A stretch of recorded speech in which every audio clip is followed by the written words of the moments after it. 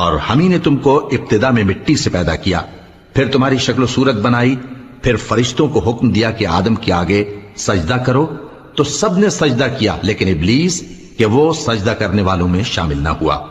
اللہ نے فرمایا جب میں نے تجھ کو بھی حکم دیا تھا تو کس چیز نے تجھے سجدہ کرنے سے باز رکھا؟ اس نے کہا کہ میں اس سے افضل ہوں، مجھے تو نے آگ سے پیدا کیا ہے اور اسے مٹی سے بنایا ہے۔ فرمایا تو بہشت سے اتر جا، تجھے شایع نہیں کہ یہاں تکبر کرے، پس نکل جا کہ تو ذلیل لوگوں میں سے ہے۔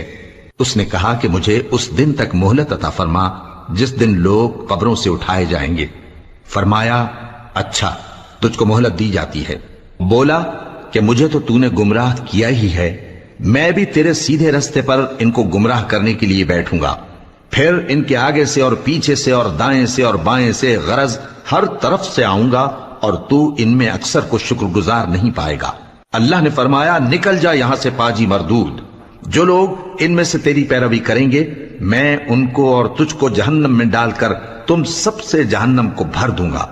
اور اے آدم، تم اور تمہاری بیوی بہشت میں رہو سہو، اور جہاں سے چاہو اور جو چاہو نوش جان کرو، مگر اس درخت کے پاس نہ جانا ورنہ گناہگار ہو جاؤ گے۔ تو شیطان دونوں کو بہکانے لگا تاکہ ان کی شرمگاہیں جو ان سے پوشیدہ تھیں ان پر کھول دے، اور کہنے لگا کہ تم کو تمہارے پروردگار نے اس درخت سے صرف اس لیے منع کیا ہے کہ تم فرشتے نہ بن جاؤ یا ہمیشہ جیتے نہ رہو۔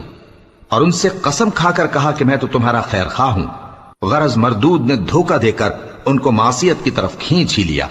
سو جب انہوں نے اس درخت کے پھل کو کھا لیا تو ان کی شرمگاہیں کھل گئیں، اور وہ بہشت کے درختوں کے پتے توڑ توڑ کر اپنے اوپر چپکانے اور سطر چھپانے لگے۔ اور ان کے پروردگار نے ان کو پکارا کہ کیا میں نے تم کو اس درخت کے پاس جانے سے منع نہیں کیا تھا اور جتا نہیں دیا تھا کہ شیطان تمہارا کھلم کھلا دشمن ہے؟ دونوں عرض کرنے لگے کہ پروردگار، ہم نے اپنی جانوں پر ظلم کیا، اور اگر تو ہمیں نہیں بخشے گا اور ہم پر رحم نہیں کرے گا تو ہم تباہ ہو جائیں گے۔ فرمایا تم سب بہشت سے اتر جاؤ، اب سے تم ایک دوسرے کے دشمن ہو، اور تمہارے لیے ایک وقت خاص تک زمین میں ٹھکانا اور زندگی کا سامان کر دیا گیا ہے۔ فرمایا کہ اسی میں تمہارا جینا ہوگا اور اسی میں مرنا، اور اسی میں سے قیامت کو زندہ کر کے نکالے جاؤ گے۔ اے بنی آدم، ہم نے تم پر پوشاک اتاری کہ تمہاری شرمگاہوں کو چھپائے اور تمہارے بدن کو زینت دے، اور جو پرہیزگاری کا لباس ہے وہ سب سے اچھا ہے۔ یہ اللہ کی نشانیاں ہیں تاکہ لوگ نصیحت حاصل کریں۔